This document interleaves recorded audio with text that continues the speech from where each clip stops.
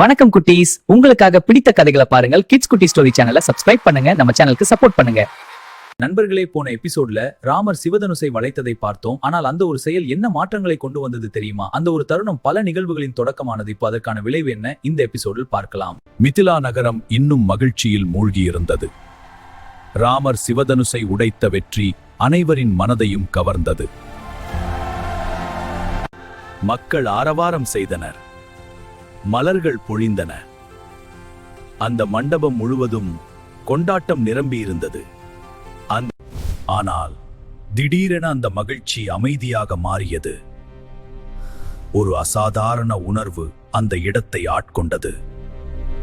வானம் கருமேகமாக மாறியது. மின்னல் பிளந்தது. காற்று பலமாக வீசியது. யாரும் எதிர்பார்க்காத அந்த நேரத்தில் அந்த சூழ்நிலையை உடைத்து ஒரு சக்தி வாய்ந்த உருவம் அங்கு தோன்றியது. அந்த உருவம் மிகவும் ஆக்ரோஷமாக இருந்தது. அவர் கோபத்தின் உருவம். அவரின் வருகை அந்த இடத்தை அதிர்ச்சியடையச் செய்தது. அனைவரும் பயத்தில் உறைந்தனர். அவரின் கண்களில் எரியும் கோபம், அவரின் முகத்தில் பயமுறுத்தும் சக்தி தெரிந்தது. இதை கண்டு ராஜா ஜனகன் கூட பயந்தார்கள். அங்கு இருந்த ராஜா, மற்ற நாட்டு அரசர்கள் மற்றும் நாட்டு மக்கள் அனைவரும் பயத்தில் உறைந்தனர்.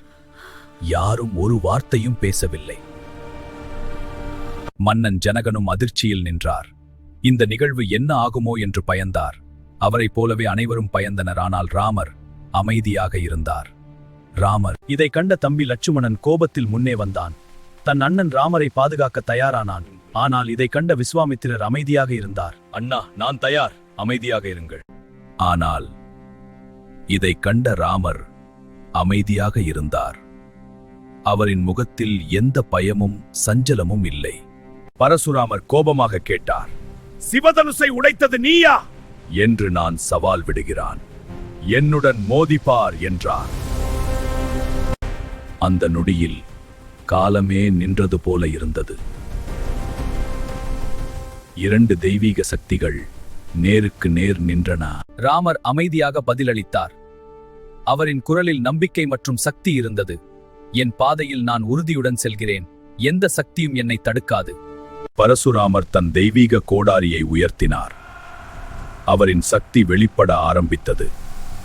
இதை கண்ட அனைவரின் மனதையும் அதிர்ச்சியடையச் செய்தது. ஆனால் ராமரின் தெய்வீக ஒளி அதிகரித்தது. அவரின் உண்மையான சக்தி வெளிப்பட்டது. அங்கு இருந்த அனைவரின் மனதையும் கவர்ந்தது. அந்த தருணத்தில் பரசுராமர் உணர்ந்தார், இவர் சாதாரண மனிதர் அல்ல, இவரே மகாவிஷ்ணு என்று. பரசுராமரி கோபம் மெதுவாக தணிந்து மரியாதையாக மாறியது. அவர் தன் தலை குனிந்தார். பரசுராமர் ராமருக்கு ஆசீர்வாதம் அளித்தார்.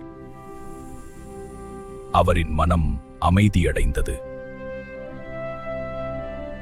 இது ராமரின் இன்னொரு வெற்றி. ஆனால் அவரின் பயணம் இன்னும் பெரிய சவால்களை நோக்கி செல்கிறது. பரசுராமர் ராமரின் உண்மையான சக்தியை உணர்ந்தார். அவர் அமைதியாக விலகினார். இப்போது ஒரு புதிய பயணம் தொடங்குகிறது. அயோத்தி நோக்கி. பரசுராமரின் சவாலை சமாளித்த ராமர் இப்போது ஒரு புதிய பயணத்தை தொடங்குகிறார். அடுத்த எபிசோட் ராமாயணம் எபிசோட் 6 பார்க்கலாம்.